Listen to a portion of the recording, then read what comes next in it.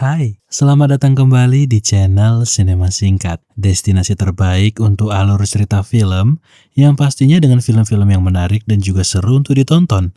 Film kali ini akan menceritakan perjuangan seorang polisi bernama Eddie Chen atau biasa dikenal sebagai Inspektur Chen yang ditugaskan untuk melacak keberadaan pengusaha kaya raya yang diduga diculik oleh kelompok mafia yang asalnya dari Taiwan. Ada indikasi kalau sepertinya ada keterlibatan polisi Hong Kong yang korup dalam rencana penculikan ini.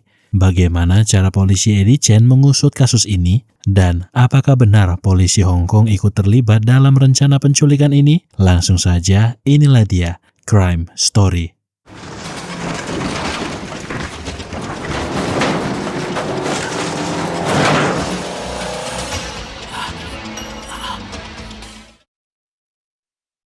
Di awal film, kita akan diperlihatkan dengan sebuah adegan kejar-kejaran. Terlihat mobil berwarna merah dengan kecepatan tinggi mengejar mobil berwarna putih. Di dalam mobil putih, seorang pria Tambun bernama Hung Ting Bong memperhatikan dengan cemas kalau mobil mereka akan terkejar. Secara tiba-tiba, ada mobil lain muncul dan menghadang mobil mereka. Di saat laju mobil putih terhenti, para penjahat yang mengejar langsung menyerang.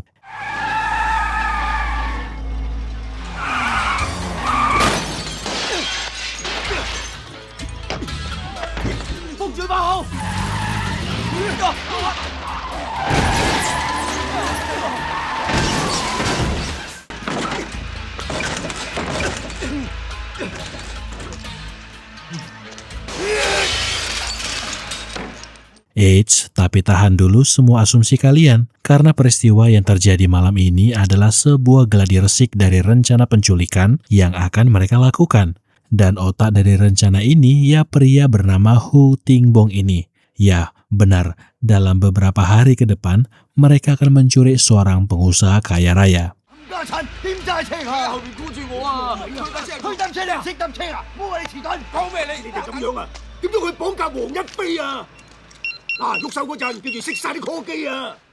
Sementara itu di tempat lain, kita akan lebih mengenal sosok Inspektur Chen. Di suatu siang, Inspektur Chen diminta untuk menemui seorang psikolog cantik bernama Ling Ling. Ya, Inspektur Chen diminta menemui Ling Ling untuk memeriksa kondisi mental Inspektur Chen karena beberapa hari sebelumnya Inspektur Chen terlibat konflik dengan mafia triad. Psikolog Ling ingin mengetahui kondisi mental dan psikis Inspektur Chen, apa yang terjadi dengannya setelah menghilangkan banyak nyawa mafia triad. Yang memang bukan salahnya, itu adalah tugasnya sebagai seorang polisi, dan pada kondisi itu tidak ada pilihan lain selain melepaskan tembakan ke para mafia.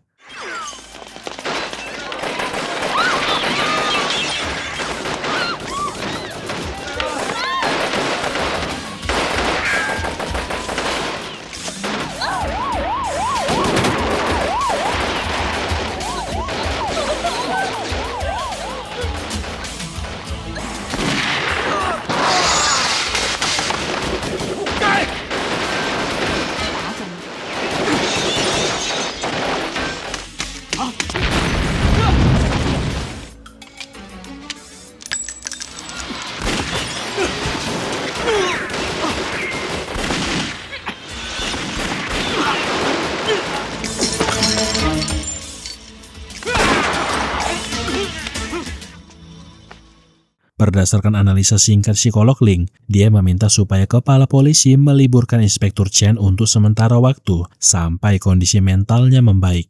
Apa yang dikatakan oleh psikolog Ling membuat Inspektur Chen kesal karena dia tidak butuh yang namanya istirahat, karena kejahatan tidak mengenal apa yang namanya istirahat. Sementara itu di sebuah perkantoran, para bos mafia dari setiap organisasi membuat sebuah kesepakatan kalau mereka akan melindungi satu dengan yang lainnya. Termasuk pria Tambun bernama Hu Tingbong yang ternyata adalah seorang detektif di Satuan Kepolisian Bidang Kejahatan dan Mafia. Diam-diam, dia membuat kesepakatan dan akan melindungi para mafia dari balik bayang-bayang kepolisian. Dengan janji darah, mereka bersumpah akan mendepak pengusaha yang mereka nilai kotor, yaitu Wong Yat Fei. Perjanjian darah ini mengikat mereka. Siapapun yang berkhianat akan kena hukuman sang dewa. Itulah yang mereka katakan dalam perjanjian antara penjahat ini. 生不懂事，但懂事死。今於庚午年3月11日，共立大誓。今日我兄弟5人插血為盟，協力制裁奸商黃一飛。Keesokan harinya, di markas kepolisian Royal Hong Kong, Inspektur Chen diminta menghadap Komisaris Zheng. Komisaris memperkenalkan dia dengan Wong Yat Fei, sosok pengusaha besar di kota Hong Kong. Bos Wong ingin memakai jasa kepolisian untuk melindungi dirinya, karena sudah sering sekali dia mendapatkan ancaman penghilangan nyawa. Dan Komisaris memilih Inspektur Chen sebagai pengawal pribadi pengusaha Wong. Sebagai seorang polisi yang sering bersinggungan dengan mafia teriak, Inspektur Chen adalah pilihan yang tepat. Chen Sir, 你跟呢單 case 啊？ Yes, sir. Singkat cerita, di saat Tuan Wong mengunjungi proyek yang sedang dia tangani, yaitu pembangunan gedung bertingkat, lebih tepatnya apartemen mewah di kota Hong Kong, segerombolan orang bertubuh tegap berjalan dengan langkah mantap ke areal proyek. Melihat itu, Inspektur Chen pun maju memasang badan, diikuti oleh para polisi lain yang menyamar sebagai pekerja bangunan.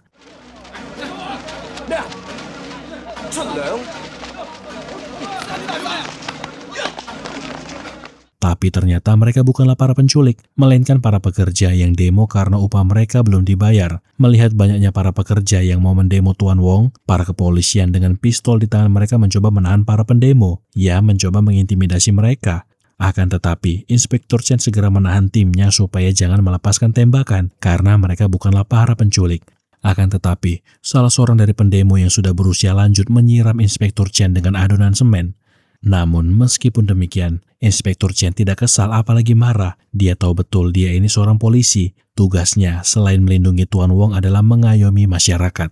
Dan mereka ini hanyalah para masyarakat yang meminta hak mereka. Tidak perlu ada kekerasan di sini.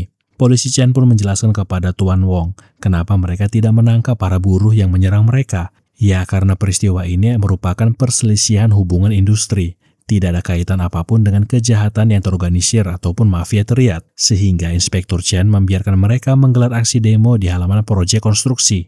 Keesokan harinya, di saat Inspektur Chen menghadiri sebuah acara kenaikan pangkat anggota kepolisian, dia dihubungi oleh Tuan Wong yang merasa kalau dia sedang diikuti oleh para penculik. Kebetulan di hari ini, dia dan istrinya sedang dalam perjalanan menuju sebuah pesta. 飛啊！我唔係幾舒服啊！ 你較低張凳休息下啦。梗係唔係啊！我同班工人傾掂數㗎。老婆，我哋俾人跟蹤啊！ Memang benar, hari ini anak buah Hu Tingbong menjalankan aksi penculikan mereka. Ketika melihat Tuan Wong lengah tanpa pengamanan para polisi, mereka memepet mobil yang dikendari oleh Tuan Wong dan langsung menyerang.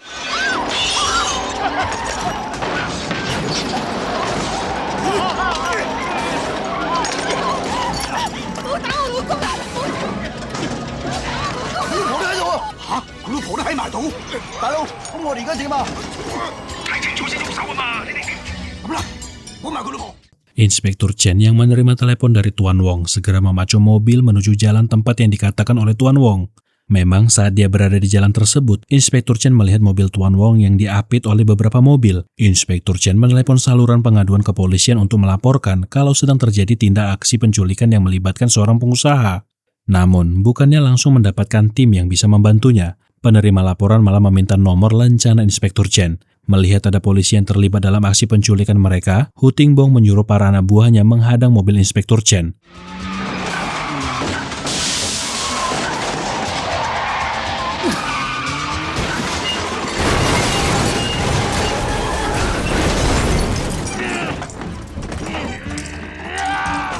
Mobil yang dikendari oleh Inspektur Chen pun terbalik. Di situasi ini masih dengan cairan merah mengalir dari kepalanya, Inspektur Chen mengambil langkah yang tepat, yaitu melapor sebagai masyarakat sipil kalau telah terjadi aksi penculikan di jalan Peak Road. Segera Polantas yang sedang berpatroli di area tersebut menuju jalan Peak Road. Inspektur Chen tidak mau membiarkan para penculik kabur begitu saja. Dia nekat mengambil jalan pintas untuk menuruni bukit.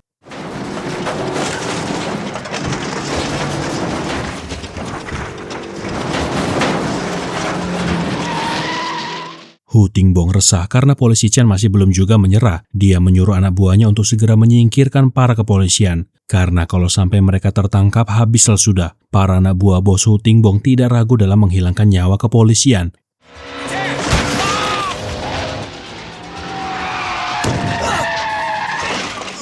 Inspektur Chen dengan sigap menghalau mobil yang ingin menabrak Polantas. Akan tetapi tetap saja, polisi tadi mengalami cedera serius di bagian kepalanya. Inspektur Chen tidak punya pilihan selain membiarkan para penculik kabur. Ada nyawa anggota yang sedang sekarat. Inspektur Chen membopong tubuh itu menuju rumah sakit terdekat untuk diberikan penanganan medis.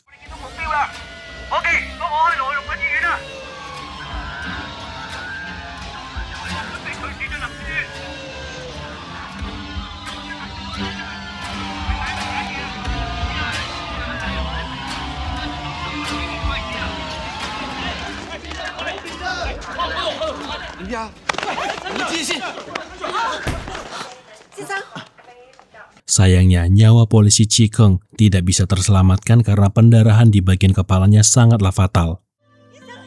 醫生啊，我係劉克明嘅太太啊！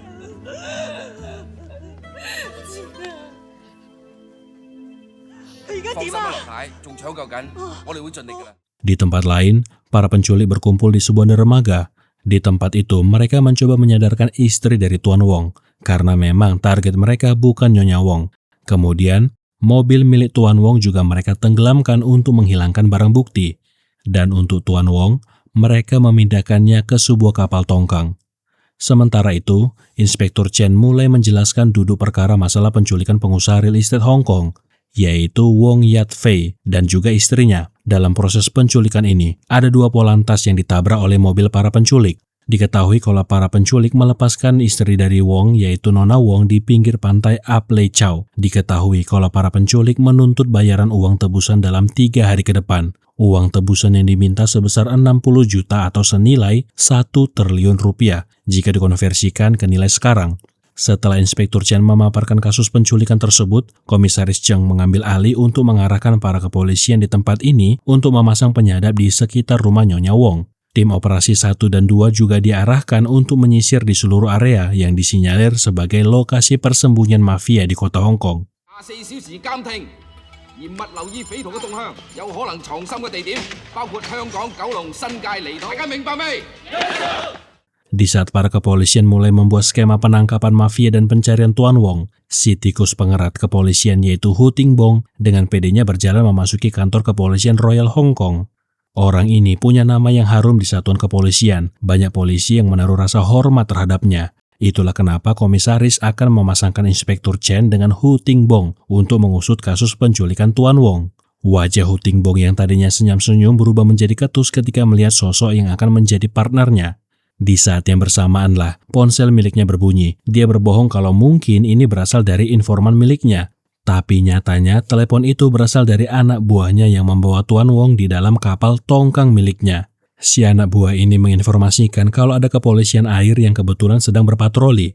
Para penculik ini panik. Apa yang harus mereka lakukan saat ini? Kalau nanti para polisi memeriksa kapal tongkang ini dan menemukan Tuan Wong, pastilah mereka akan ditangkap. Dalam situasi ini, Hu Tingbong tidak bisa berbuat apa-apa karena dia sedang berada di kantor polisi Hong Kong.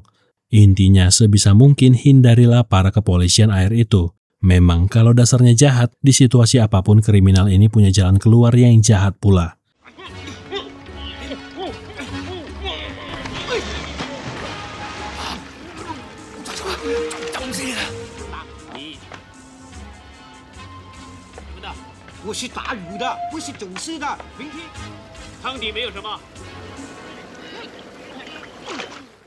Di tempat lain, Nyonya Wong khawatir dengan keberadaan suaminya yang sampai saat ini belum diketahui apakah masih hidup atau sudah tidak bernyawa. Sampai lamunannya disadarkan oleh kerasnya suara telepon yang berdering. Untungnya, di rumah pribadi milik Tuan Wong, polisi sudah berjaga-jaga. Telepon tersebut berasal dari komplotan penjahat yang meminta Nona Wong untuk menarik uang tunai sebesar 60 juta dolar dari Bank Chase Manhattan besok pukul 10 pagi. Setelah mendapatkan informasi tersebut, Inspektur Chen mengerahkan seluruh anggotanya untuk menyebar. Tim penyadap telepon menyebar di sekitar area Bank Chase Manhattan. Ketika berada di perjalanan menuju Bank Chase Manhattan, Nona Wong kembali mendapatkan telepon dari si penculik. Kepolisian segera bergerak cepat, mendengarkan percakapan antara Nona Wong dengan si penculik.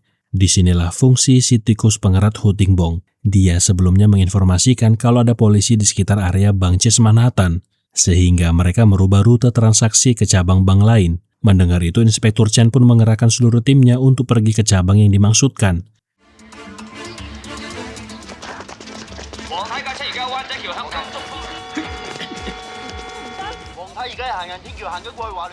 Namun, skema yang dilakukan oleh para penjahat dalam mengecoh polisi sangatlah sistematis. Ada beberapa orang yang berbeda di tempat yang berbeda pula menelepon Nona Wong supaya pergi ke tempat yang jauh dari Bank Chase Manhattan. Tujuannya adalah untuk membuat para kepolisian kelabakan dalam mengawal Nona Wong. 留意黃太身邊所有可疑人物，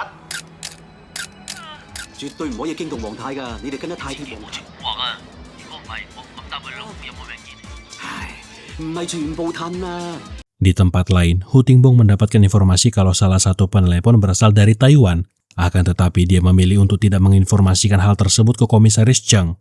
Ketika Nona Wong masuk ke Bank United Chinese, si penelepon meminta Nona Wong untuk mentransferkan sejumlah uang ke Bank United Chinese cabang Taipei. Uang tersebut dia kirim ke lebih dari 10 rekening. Komisaris juga punya cara lain dalam melacak para kriminal ini. Dia menelepon Biro Keamanan Publik di Shenzhen dan juga Polisi Nasional Taiwan untuk melacak kemungkinan adanya aktivitas transfer dalam jumlah besar. Jika iya, transfer itu adalah uang tebusan untuk kasus penculikan.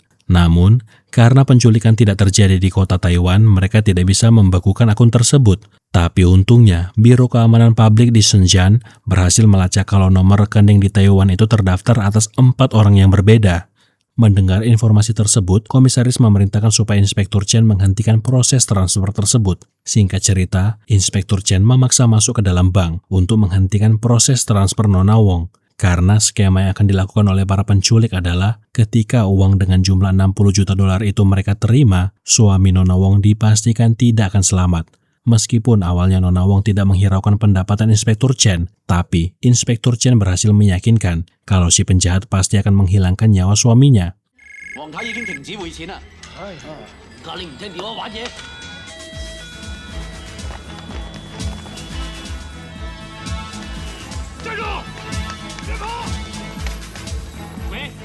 Transferan itu pun dihentikan untuk saat ini. Total yang sudah ditransferkan sebesar 30 juta dolar. Kembali ke kantor kepolisian, Komisaris Cheng menerima fax dari Taiwan. Inilah wajah para pemilik rekening dari Taiwan. Namun, polisi Hong Kong tidak bisa meminta bantuan kepolisian Taiwan begitu saja, karena antara dua negara ini tidak ada hubungan diplomatik dan tidak ada hukum ekstradisi. Sehingga, satu-satunya cara adalah mengirim seseorang ke negara Taiwan. Mendengar itu, si tikus pengerat Hung mengajukan diri untuk pergi ke negara Taiwan. Negara itu tidak asing baginya, dia punya banyak informan di sana. Akan tetapi, dia tidak dibiarkan pergi seorang diri ke Taiwan. Inspektur Chen akan menemani dia ke sana. Saat berada di pesawat, Inspektur Chen menunjukkan selembar kertas dengan wajah seorang pria bernama Simon Ting. Orang inilah yang perlu mereka cari ketika nanti berada di Taiwan. Bukannya menanggapi secara serius, Hung malah berkata kalau ada baiknya mereka bersantai dulu selama 2 malam di kota Taipei. Nanti setelah itu mereka mencari pria bernama Simon Ting tadi. 你唔翻埋座位咁好危險㗎。我慣咗危險嘅。係啊！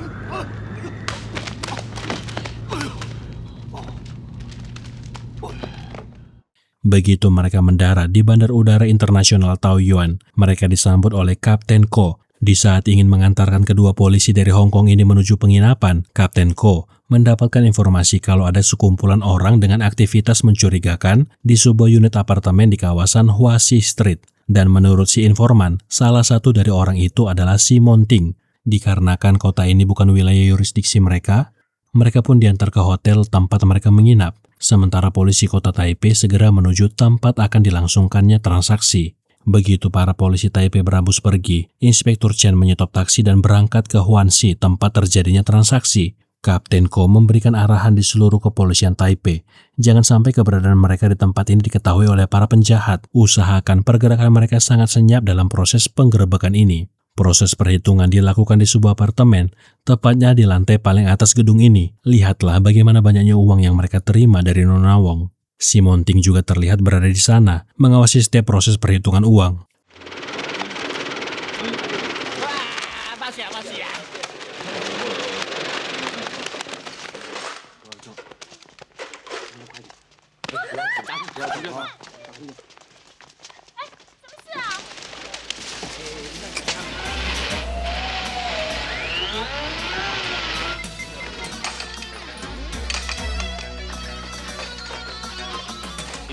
Tidak berselang lama, salah satu anak buah Simon Ting mengatakan kalau tadi dia melihat ada polisi di sekitar gedung ini. Panik mengetahui akan hal itu, mereka sibuk menyembunyikan semua uang dan bersiap berperang dengan para kepolisian Taipei.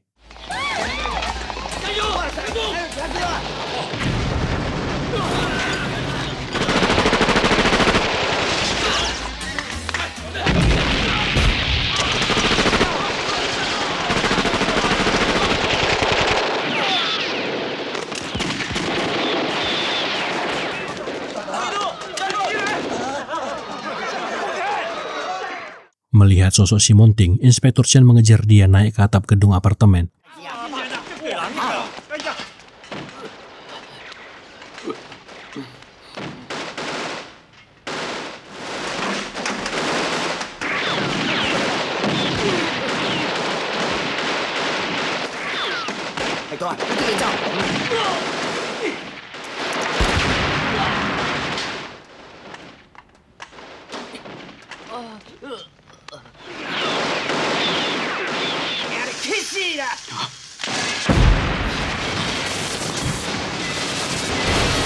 Inspektur Chen berhasil selamat dari ledakan itu. Dia kembali mengejar Si Monting dengan para anak buahnya. Di atas plafon yang terbuat dari bambu itu, Inspektur Chen berkelahi dengan para anak buah Si Monting.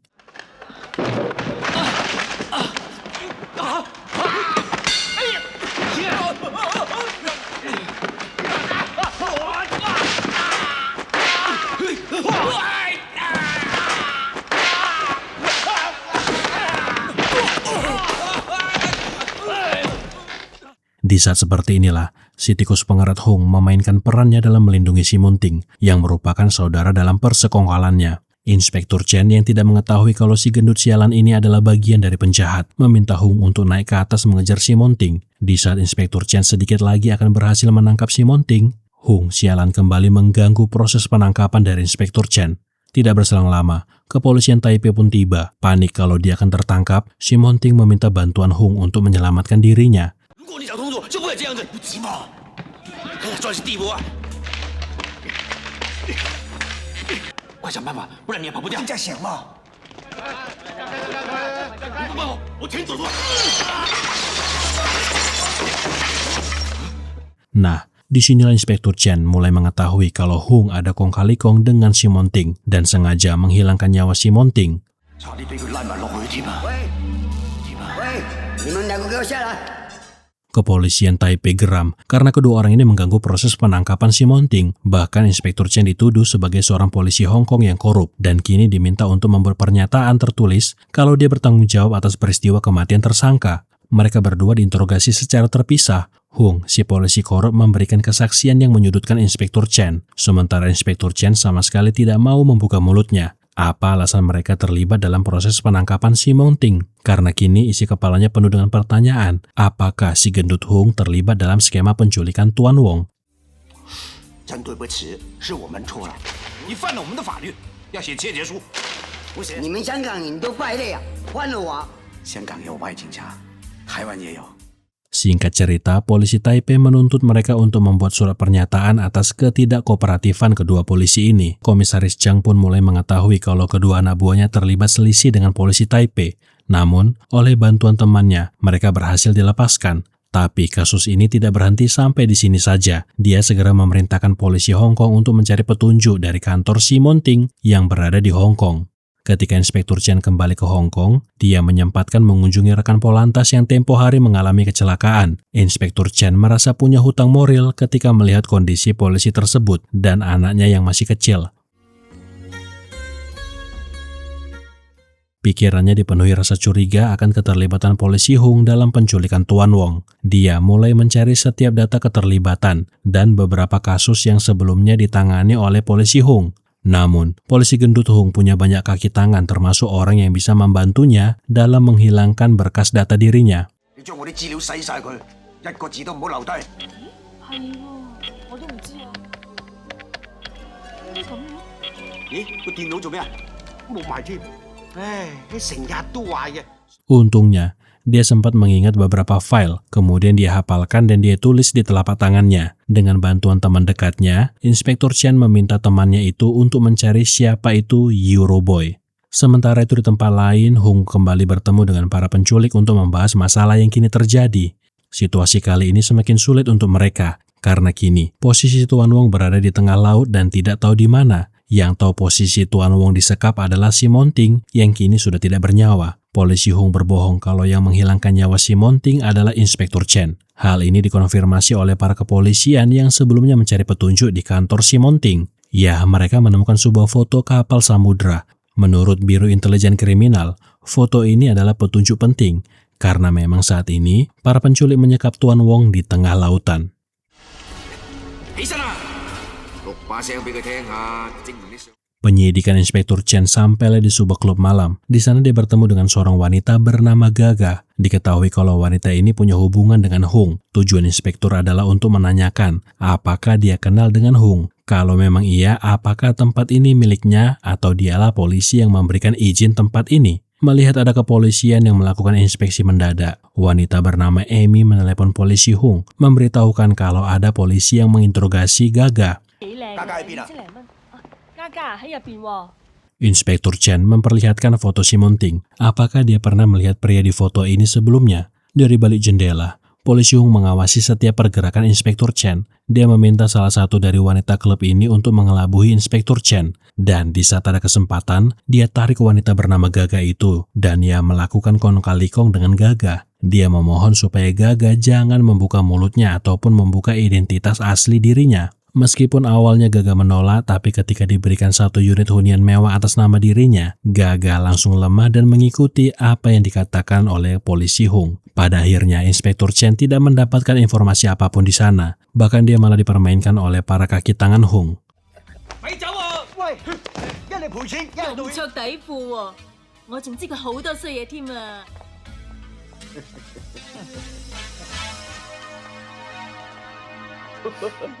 Sebelumnya Inspektur Chen menghubungi kenalannya yang juga informannya.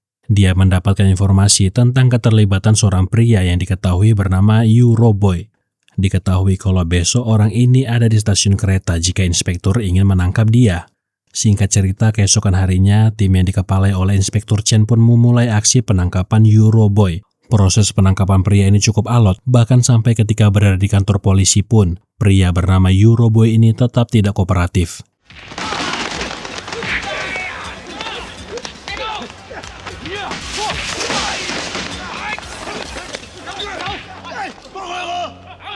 Dia juga menantang Inspektur Chen untuk bertarung 1 lawan 1 dengannya.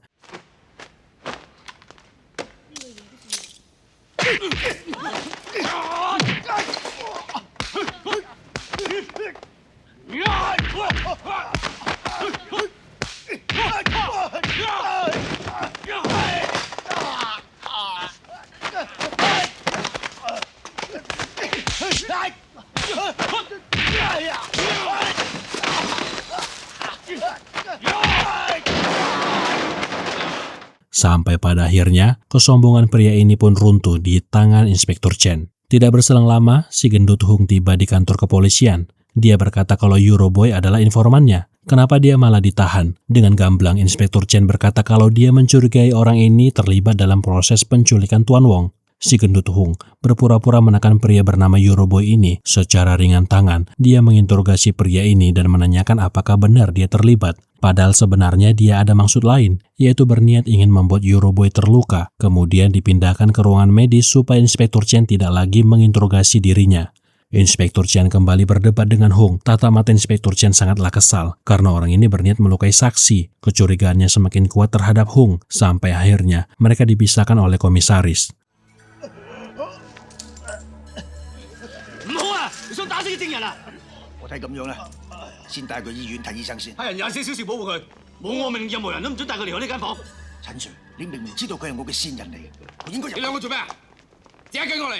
Komisaris mendapatkan informasi kalau di kapal inilah Tuan Wong sempat disekap. Periksalah seluruh sudut kapal ini, cari apa saja yang bisa mereka jadikan petunjuk. Di dek bawah kapal, Inspektur Chen menemukan ada sisa-sisa makanan dan struk perbelanjaan.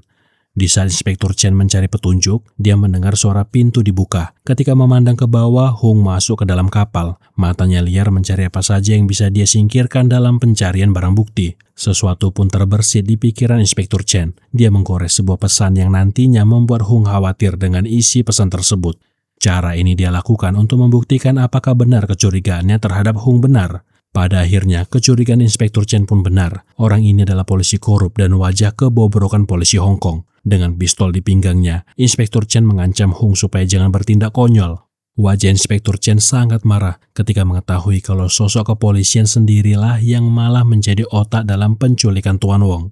Alasan dia melakukan ini semua adalah karena uang. Ketika Inspektur Chen akan menangkap Hung, berat tubuhnya yang berlebih membuat pijakan kakinya amblas. Tapi memang dasarnya penjahat, manusia tidak tahu diri ini malah mencari momen menyerang Inspektur Chen.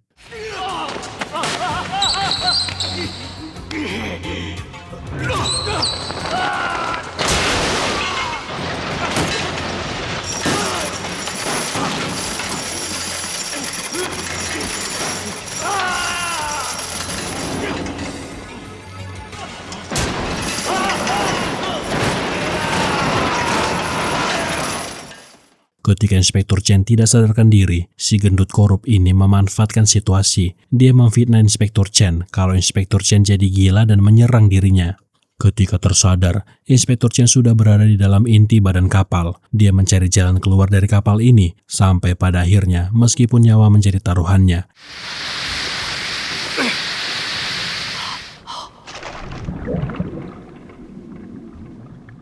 Dia berhasil keluar dari situasi tersebut. Sementara itu di tempat lain, Hung menemui Nona Wong, memutarkan rekaman suara Tuan Wong yang sudah disiapkan oleh para anak buahnya untuk menunjukkan kalau Tuan Wong masih dalam keadaan hidup.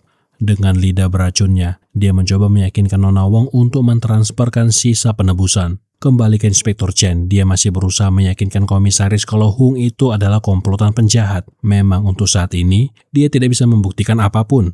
Tapi, dia akan segera menangkap polisi Hung yang korup itu. Dia lari meninggalkan komisaris. 黃太，係咪將啲錢一次過匯晒過去啊？我哋揾到陳 Sir 啦。黃太，我有啲事要行開一陣。係啊，快啲回啦！細貓，可能俾人識穿啊傳計，執齊嘢3個9件啊！ Di momen paling krusial dalam hidupnya ini, Inspektur Chen mencari petunjuk dari bukti pembayaran yang dia temukan di kapal sebelumnya. Ada 2 bukti pembayaran yang sepertinya bisa dijadikan tempat untuk mencari keberadaan Tuan Wong, yaitu supermarket 7-Eleven. Selama semalaman, dia berada di tempat ini untuk mencari petunjuk dan kemungkinan orang-orang yang dia lihat pernah bersama dengan Hung. Untungnya belum ada berita di koran yang memberitakan tentang Tuan Wong, artinya dia masih hidup untuk sekarang. 一齊攞上去先啊！嚟，攞上喂，行先啦。吃飯2個，豆漿2壺。 Namun keberadaan Inspektur Chen diketahui oleh salah satu pelaku penculikan. Ketika ada kesempatan, Inspektur Chen mencoba untuk menghubungi kepolisian untuk memberitahukan di mana posisinya berada dan kemungkinan di mana Tuan Wong disekap. Sampai pada akhirnya, kekacauan pun tidak bisa terhindarkan ketika salah satu penjahat mencoba menyerang Inspektur Chen.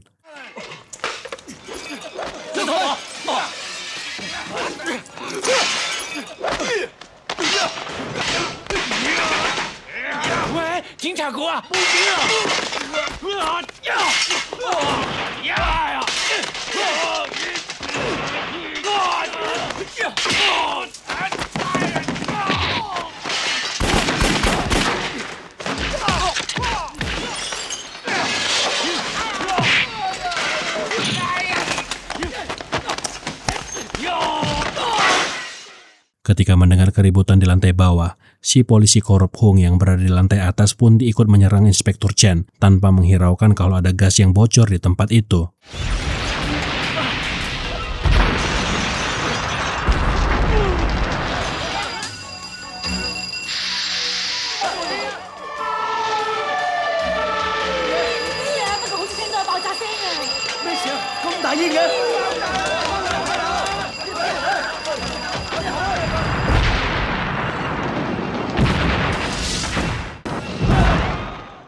Inspektur Chen mengejar Hung dan para anak buahnya ke lantai atas tanpa menghiraukan kobaran api yang menyelimuti si isi gudung. Sampai pada akhirnya kekesalannya tidak lagi terbendung, kepalan tangannya menghantam perut dan wajah Hung sampai dia terpelanting.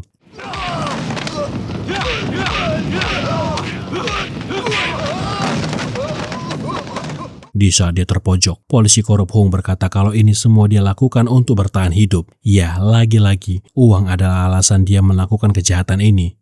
Perkataannya itu semakin membuat Inspektur Chen kesal.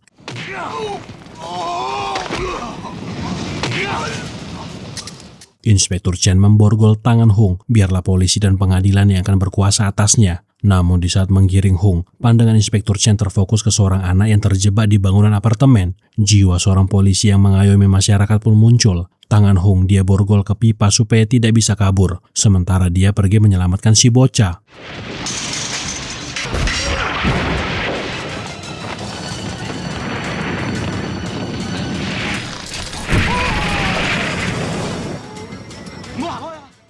Mengetahui kalau dia tidak akan selamat, di sisa nyawa hidupnya, Hung pada akhirnya memberitahukan di mana Tuan Wong mereka sekap.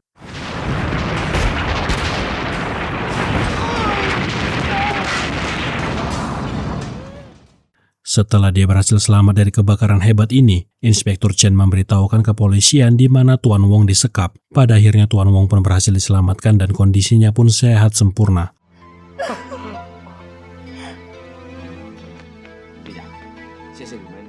Sebagai ucapan rasa terima kasih atas nyawa suaminya yang selamat, Nona Wong memberikan sejumlah kartu berisikan uang yang bisa digunakan oleh Inspektur Chen di kemudian hari. Akan tetapi, Inspektur Chen adalah sosok polisi sesungguhnya yang mengayomi masyarakat dan menyelamatkan jiwa adalah sumpahnya di kepolisian, meskipun nyawanya menjadi taruhannya. Inilah sosok polisi yang kita impi-impikan. Sampai ketemu di film menarik lainnya.